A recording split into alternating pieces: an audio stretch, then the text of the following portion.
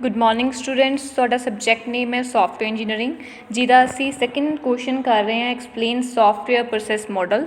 ਔਰ first audio ਦੇ ਵਿੱਚ ਅਸੀਂ SDLC ਮਾਡਲ ਕੰਪਲੀਟ ਕੀਤਾ ਸੀ ਔਰ ਨੈਕਸਟ ਹੁਣ ਸਾਡਾ ਸੈਕਿੰਡ ਜਿਹੜਾ ਮਾਡਲ ਹੈਗਾ ਉਹ ਹੈਗਾ ਵਾਟਰਫਾਲ ਮਾਡਲ। ਓਕੇ, ਸੋ ਅਸੀਂ ਅੱਜ ਵਾਟਰਫਾਲ ਮਾਡਲ ਦੇਖਾਂਗੇ। ਸੋ ਮੇਨਲੀ ਅਗਰ ਮੈਂ ਤੁਹਾਨੂੰ ਦੱਸਾਂ ਸੋ SDLC model and waterfall model ਦੋਨੋਂ ਹੀ ਸੇਮ ਹੈਗੇ, ਕੁਛ ਮੇਨ ਡਿਫਰੈਂਸ ਨਹੀਂ ਹੈਗਾ। ਠੀਕ ਹੈ, ਕੁਛ ਪੁਆਇੰਟ ਦਾ ਡਿਫਰੈਂਸ ਹੈ, ਉਹ ਤੁਹਾਨੂੰ ਪਤਾ ਲੱਗੇਗਾ ਹੁਣੇ ਪੜ੍ਹ ਕੇ। देखो, the waterfall model is sequential approach where each fundamental activity of the process represented as a separate phase. कहते देखो वाटरफॉल मॉडल दे विच हर एक जिहड़ी अप्रोच होएगी सीक्वेंस वाइज होएगी। ठीक है, सिक्वेंशियल ऑर्डर दे विच होएगी और इहदियां बहुत सारियां जिहड़ियां एक्टिविटीज़ परफॉर्म कीतियां जाणगियां और डिफरेंट फेसिस दे विच कीतियां जाणगियां, मतलब डिफरेंट स्टैप्स दे विच कीती जाएगी। ठीक है, and it arranged in a linear order और हर एक काम जोड़ा होएगा लीनियर ऑर्डर के अकॉर्डिंग होएगा, मतलब स्टैप बाय स्टैप होएगा। Okay, in the waterfall model you must plan and schedule all the activities before starting working on them. कहते वाटरफॉल मॉडल के सब तो पहला कोई भी काम नूं परफॉर्म करने के लिए उसकी जिहड़ी प्लैनिंग हैगी या उसका शेड्यूल हैगा तुहानूं उस तो पहला बनाना पएगा। ठीक है, पहला तुसीं प्लैनिंग करोगे दैन शेड्यूल सैट करोगे दैन उत्ते कोई भी वर्किंग करना शुरू करोगे। Okay, it is a same as a SDLC model. कहते देखो बहुत ज़्यादा सेम वे हैगा SDLC model and waterfall model is also a same, but the main difference is that it work sequence wise. देखो कहते मेन डिफरेंस ये की है कि हर एक काम जोड़ा होएगा स्टैप बाय स्टैप होएगा और डिफरेंट सीक्वेंस वाइज होएगा। ठीक है, van one activity is complete than other is start. अगर एक ताड़ी एक्टिविटी जो कंप्लीट होएगी दैन तुहाडा नैक्सट फेज जोड़ा है वो स्टार्ट होएगा, उस तो पहला तुसीं नैक्सट फेज स्टार्ट नहीं कर सकते। फर्स्ट पॉइंट है project is completely depended on project team. Project जोड़ा है कोई भी प्रोजैक्ट कितने डिपेंड होंदा एक प्रोजैक्ट टीम के उत्ते कि किस एफर्ट्स के नाल तुहाडी टीम जिहड़ी हैगी वो वर्क नूं परफॉर्म कर रही है। Okay, second development each phase must be completed. Development का काम की है हर फेसिस जिहड़ी हैगी डिफरेंट फेसिस दे विच डिफरेंट एक्टिविटीज़ आउणगियां जिसनूं सानूं कंप्लीट करना पएगा और वन फेस जो कंप्लीट होएगा दैन असीं सैकेंड फेस ते आवांगे। नैक्सट देखो डायग्राम हैगी थोड़ी वाटरफॉल मॉडल की। फर्स्टली तुहाडा पॉइंट है प्लैनिंग। ठीक है, तुसीं पिछे SDLC मॉडल दे विच भी उही पढ़िया है और वाटरफॉल मॉडल दे विच भी सेम एज आएगा।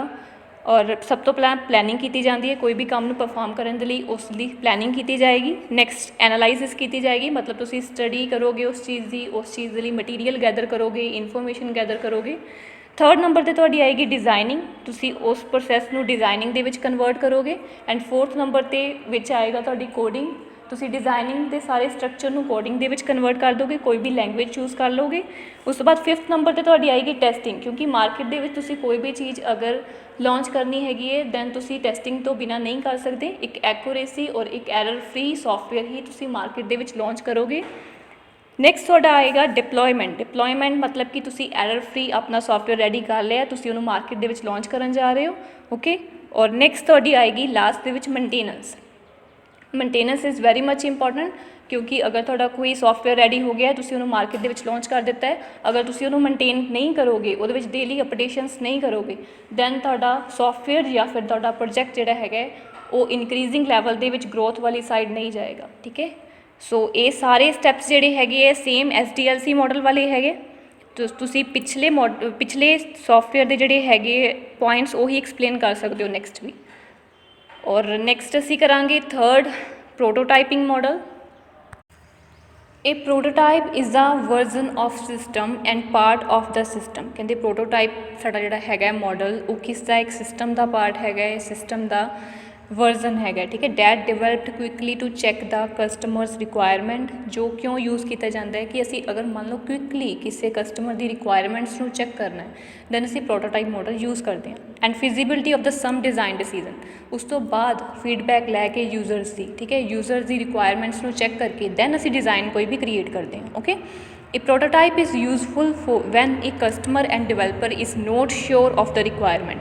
प्रोटोटाइप मॉडल देखो क्यों यूज़ किया जाता है, उस टाइम यूज़ किया जाता है अगर तुहानूं यूज़र की रिक्वायरमेंट्स की बिल्कुल भी ਸਮਝ ਨਹੀਂ ਹੈਗੀ, ਅੰਡਰਸਟੈਂਡਿੰਗ ਨਹੀਂ ਹੈਗੀ, ਠੀਕ ਹੈ, ਤੁਹਾਨੂੰ ਨਹੀਂ ਪਤਾ ਕਿ ਕਸਟਮਰ ਕੀ ਡਿਮਾਂਡ ਕਰ ਰਿਹਾ, ਸੋ ਤੁਸੀਂ ਕੀ ਕਰੋਗੇ, ਇੱਕ ਐਜ਼ ਅ ਡੈਮੋ ਪ੍ਰੋਡਕਟ ਤੁਸੀਂ ਉਹਨਾਂ ਨੂੰ ਬਣਾ ਕੇ ਸੈਂਡ ਕਰ ਦੋਗੇ। ਉਹ ਡੈਮੋ ਪ੍ਰੋਡਕਟ ਜਿਹੜਾ ਹੈਗਾ ਯੂਜ਼ਰ ਉਹਨੂੰ ਯੂਜ਼ ਕਰੇਗਾ। ਉਸ ਤੋਂ ਬਾਅਦ ਯੂਜ਼ਰ ਜਿਹੜਾ ਹੈਗਾ ਉਹਨੂੰ ਦੇਖਦੇ ਹਾਂ ਅਸੈਪਟ ਕਰਦਾ ਹੈ ਕਿ ਰਿਜੈਕਟ ਕਰਦਾ ਹੈ, ਔਰ ਉਹਦੇ ਵਿੱਚ ਕਿਹੜੀ ਫੀਚਰਸ ਦੀ ਡਿਮਾਂਡ ਕਰਦਾ ਹੈ, ਠੀਕ ਹੈ।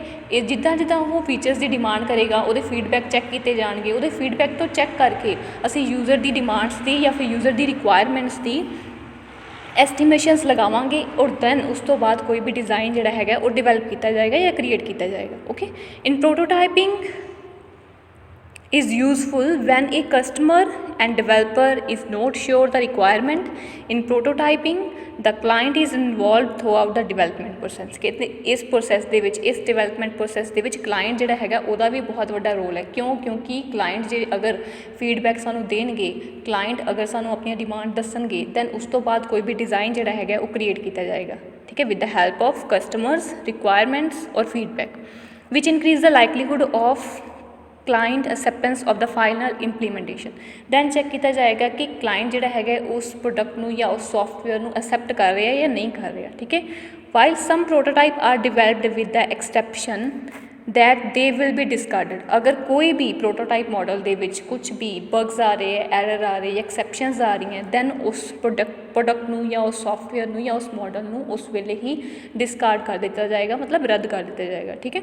It is possible in some cases to involve from prototyping to working system. ਕਹਿੰਦੇ ਕੋਈ ਵੀ ਸਿਸਟਮ ਨੂੰ ਅਗਰ ਤੁਸੀਂ ਬਣਾਉਣਾ ਚਾਹੁੰਦੇ ਹੋ ਜਿਹਦੀਆਂ ਰਿਕੁਆਇਰਮੈਂਟਸ, ਯੂਜ਼ਰ ਰਿਕੁਆਇਰਮੈਂਟ ਜਾਂ ਯੂਜ਼ਰ ਡਿਮਾਂਡ ਤੁਹਾਨੂੰ ਨਹੀਂ ਪਤਾ, ਦੈਨ ਤੁਸੀਂ ਪ੍ਰੋਟੋਟਾਈਪ ਮਾਡਲ ਯੂਜ਼ ਕਰ ਸਕਦੇ ਹੋ। ਇੱਕ ਡੈਮੋ ਪ੍ਰੋਡਕਟ ਬਣਾ ਸਕਦੇ ਹੋ। ਡੈਮੋ ਪ੍ਰੋਡਕਟ ਬਣਾ ਕੇ ਤੁਸੀਂ ਮਾਰਕੀਟ ਦੇ ਵਿੱਚ ਉਸ ਨੂੰ ਲਾਂਚ ਕਰਕੇ, ਠੀਕ ਹੈ, ਉਸ ਨੂੰ ਸੈਂਡ ਕਰਕੇ ਤੁਸੀਂ ਯੂਜ਼ਰ ਨੂੰ ਉਹ ਯੂਜ਼ ਕਰਵਾਓਗੇ, ਔਰ ਯੂਜ਼ਰ ਜਦੋਂ ਉਹਨੂੰ ਯੂਜ਼ ਕਰੇਗਾ ਦੈਨ ਤੁਹਾਨੂੰ ਫੀਡਬੈਕ ਦੇਗਾ, ਆਪਣੀਆਂ ਡਿਮਾਂਡ ਦੱਸੇਗਾ, ਆਪਣੀਆਂ ਰਿਕੁਆਇਰਮੈਂਟ ਦੱਸੇਗਾ। ਉਸੇ ਅਕੋਰਡਿੰਗ ਤੁਸੀਂ ਫਿਰ ਆਪਣੇ ਪ੍ਰੋਟੋਟਾਈਪਿੰਗ ਮਾਡਲ ਦਾ ਇੱਕ ਸਟਰਕਚਰ ਰੈਡੀ ਕਰੋਗੇ ਔਰ ਡਿਜ਼ਾਈਨ ਰੈਡੀ ਕਰੋਗੇ, okay, according to users feedback and users requirement.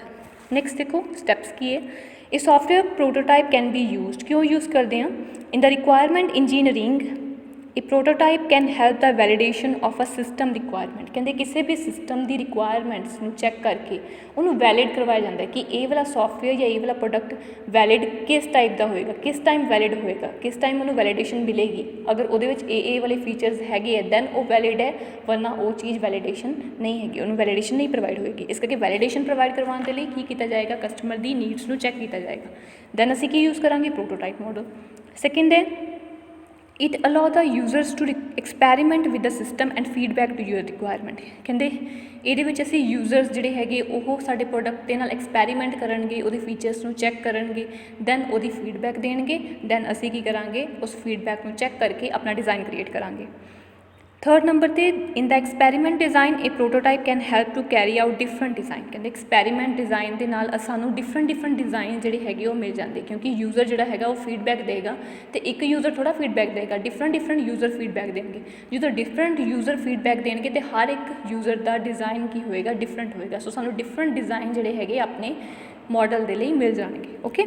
Next prototype model is easily modified and change the design of the project. ਤੁਸੀਂ ਕਹਿੰਦੇ ਪ੍ਰੋਟੋਟਾਈਪ ਮਾਡਲ ਦੀ ਹੈਲਪ ਦੇ ਨਾਲ ਈਜ਼ੀਲੀ ਆਪਣੇ ਪ੍ਰੋਜੈਕਟ ਨੂੰ ਚੇਂਜ ਕਰ ਸਕਦੇ ਹੋ ਔਰ ਮੋਡੀਫਾਈ ਕਰਵਾ ਸਕਦੇ ਹੋ।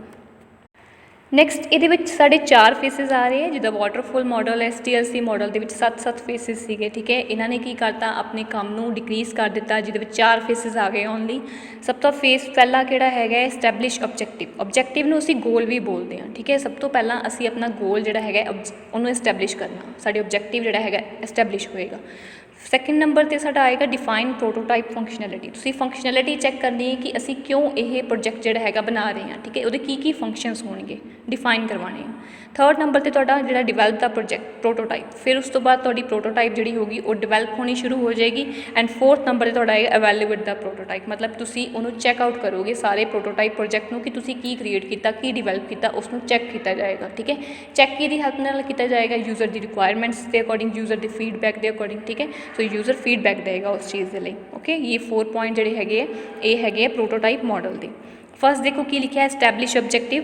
The objective of the prototype should be made from start of the process. कहते स्टार्टिंग ਦੇ ਤੋਂ ਹੀ ਪ੍ਰੋਜੈਕਟ ਸਟਾਰਟ ਕੀਤਾ ਹੁੰਦਾ ਹੈ। ਅਗਰ ਸਾਡੇ ਦਿਮਾਗ 'ਚ ਕੋਈ ਕਿਸੇ ਚੀਜ਼ ਨੂੰ ਸਕਸੈਸ ਕਰਨ ਦੇ ਲਈ ਕਿਸੇ ਚੀਜ਼ ਦੇ ਲਈ ਗੋਲ ਹੋਵੇ, ਇੱਕ ਗੋਲ ਸੈੱਟ ਹੋਵੇ ਹੈ ਨਾ, ਇੱਕ ਓਬਜੈਕਟਿਵ ਸੈੱਟ ਹੋਵੇ, ਸਭ ਤੋਂ ਪਹਿਲਾਂ ਆਪਣਾ ਕਹਿੰਦੇ ਇੱਕ ਗੋਲ ਸੈੱਟ ਕਰੋ, ਇੱਕ ਓਬਜੈਕਟਿਵ ਸੈੱਟ ਕਰੋ, ਦੈਨ ਸਟਾਰਟਿੰਗ ਤੋਂ ਉਸ ਚੀਜ਼ ਦੀ ਪਲੈਨਿੰਗ ਕਰੋ। ਓਕੇ, ਸਟਾਰਟਿੰਗ ਪ੍ਰੋਸੈਸ ਹੈ ਵਾਲਾ।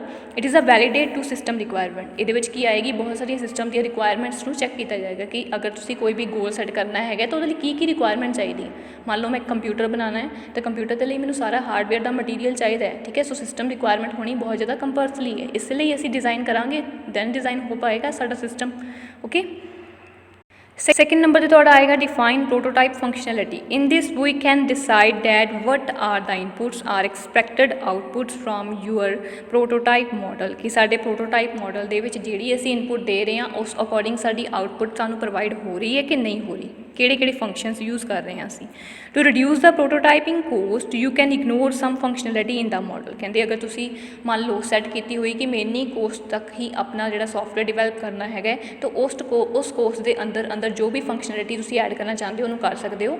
ਅਗਰ ਉਸ ਤੋਂ ਬਾਹਰ ਕੋਈ ਫੰਕਸ਼ਨੈਲਿਟੀ ਜਾ ਰਹੀ ਹੈ ਤਾਂ ਤੁਸੀਂ ਉਹਨੂੰ ਕੀ ਕਰ ਸਕਦੇ ਹੋ, ਇਗਨੋਰ ਕਰ ਸਕਦੇ ਹੋ, ਕਿਉਂਕਿ ਸਾਡੇ ਬਜਟ ਤੋਂ ਬਹੁਤ ਜ਼ਿਆਦਾ ਹਾਈ ਚੱਲ ਜਾਏਗੀ ਉਹ ਫੰਕਸ਼ਨੈਲਿਟੀ। ਓਕੇ, ਸੋ ਆਪਣੀ ਫੰਕਸ਼ਨੈਲਿਟੀਜ਼ ਨੂੰ ਚੈੱਕ ਕਰਕੇ ਆਪਣੇ ਕੋਸਟ ਦੇ, ਆਪਣੇ ਬਜਟ ਦੇ, ਆਪਣੇ ਟਾਈਮ ਦੇ ਅਕੋਰਡਿੰਗ ਤੁਸੀਂ ਉਸ ਚੀਜ਼ ਨੂੰ ਸੈੱਟ ਕਰ ਸਕਦੇ ਹੋ। ਥਰਡ ਨੰਬਰ 'ਤੇ ਤੁਹਾਡਾ ਆਏਗਾ develop the prototype. The initial prototype is developed that include only user interface. ਕਹਿੰਦੇ ਜਿਹੜਾ ਸਭ ਤੋਂ ਪਹਿਲਾਂ ਪ੍ਰੋਟੋਟਾਈਪ ਡਿਜ਼ਾਈਨ ਕੀਤਾ ਜਾਂਦਾ ਹੈ ਨਾ, ਉਹ ਤੁਸੀਂ ਚੈੱਕ ਕਿਹਨੂੰ ਕਰਵਾਓਗੇ, ਉਹ ਕਿਹਦੇ ਲਈ ਹੀ ਡਿਵੈਲਪ ਕੀਤਾ ਜਾਏਗਾ, ਓਨਲੀ ਯੂਜ਼ਰ ਇੰਟਰਫੇਸ। ਸਿਰਫ ਯੂਜ਼ਰ ਦੇ ਇੰਟਰਫੇਸ ਦੇ ਲਈ ਉਹਨੂੰ ਬਣਾਇਆ ਜਾਏਗਾ। Like just a demo project ਤੁਸੀਂ ਬਣਾਇਆ, ਤੁਸੀਂ ਡੈਮੋ ਪ੍ਰੋਜੈਕਟ ਕਿਹਦੇ ਲਈ ਬਣਾਓਗੇ, ਇੱਕ ਯੂਜ਼ਰ ਦੇ ਲਈ ਬਣਾਓਗੇ। ਤੁਸੀਂ ਉਸ ਪ੍ਰੋਟੋਟਾਈਪ ਨੂੰ, ਉਸ ਪ੍ਰੋਜੈਕਟ ਨੂੰ ਯੂਜ਼ਰ ਨੂੰ ਯੂਜ਼ ਕਰਨ ਲਈ ਦਿਓਗੇ, ਦੈਨ ਯੂਜ਼ਰ ਉਹਨੂੰ ਯੂਜ਼ ਕਰੇਗਾ ਔਰ ਉਸ ਤੋਂ ਬਾਅਦ ਤੁਹਾਨੂੰ ਉਹ ਦੱਸੇਗਾ ਕਿ ਇਹ ਵਾਲਾ ਪ੍ਰੋਜੈਕਟ ਜਿਹੜਾ ਹੈਗਾ ਉਹ ਐਕਸੈਪਟ ਕਰਦਾ ਹੈ ਕਿ ਰਿਜੈਕਟ ਕਰਦਾ ਹੈ, ਠੀਕ ਹੈ। ਔਰ ਉਹਦੇ ਵਿੱਚ ਕੀ ਫੀਚਰਸ ਉਹ ਹੋਰ ਚਾਹੁੰਦਾ ਹੈਗਾ। ਸੋ ਇਹਦੇ ਨਾਲ ਸਾਨੂੰ ਕੀ ਹੋਏਗਾ, ਯੂਜ਼ਰ ਦੀਆਂ ਰਿਕੁਆਇਰਮੈਂਟਸ ਪਤਾ ਲੱਗਣਗੀਆਂ, ਠੀਕ ਹੈ। ਦੈਨ ਅਸੀਂ ਆਪਣੇ ਪ੍ਰੋਜੈਕਟ ਦੇ ਵਿੱਚ ਉਹ ਫੀਚਰਸ ਨੂੰ ਐਡ ਕਰ ਪਾਵਾਂਗੇ, ਇਨਹਾਂਸ ਕਰ ਪਾਵਾਂਗੇ ਫੰਕਸ਼ਨੈਲਿਟੀ। ਓਕੇ, ਫੋਰਥ ਨੰਬਰ 'ਤੇ ਤੁਹਾਡਾ ਆਏਗਾ evaluate the prototype. Once a user are trained to use the prototype. ਕਹਿੰਦੇ ਜਦੋਂ ਯੂਜ਼ਰ ਨੇ ਉਸ ਪ੍ਰੋਜੈਕਟ ਨੂੰ ਯੂਜ਼ ਕਰ ਲਿਆ, ਉਸ ਪ੍ਰੋਜੈਕਟ ਨੂੰ ਦੇਖ ਲਿਆ, ਠੀਕ ਹੈ, ਦੈਨ ਉਹਦੀ ਚੰਗੇ ਤਰੀਕੇ ਨਾਲ ਉਹਦੀ ਸੋਚ ਲਿਆ ਉਹਨੂੰ, ਠੀਕ ਹੈ, ਦੈਨ ਦੇ ਡਿਸਕਵਰ ਰਿਕੁਆਇਰਮੈਂਟਸ ਐਰਰ। ਔਰ ਉਸਨੇ ਬਹੁਤ ਸਾਰੇ ਉਹਦੇ ਵਿੱਚੋਂ ਐਰਰ ਕੋਈ ਫਾਈਂਡ ਕਰ ਲਏ, ਉਹਨੇ ਰਿਜੈਕਟ ਕੀਤਾ ਕਿ ਐਕਸੈਪਟ ਕੀਤਾ, ਉਹਨੇ ਕਿਹੜੀ ਰਿਕੁਆਇਰਮੈਂਟਸ ਨੂੰ ਡਿਸਕਵਰ ਕੀਤਾ, ਉਹਨੇ ਆਪਣੇ ਫੀਡਬੈਕ ਦੇ ਵਿੱਚ ਕਿਹੜੇ ਐਰਰ ਮੈਂਸ਼ਨ ਕੀਤੇ, ਠੀਕ ਹੈ।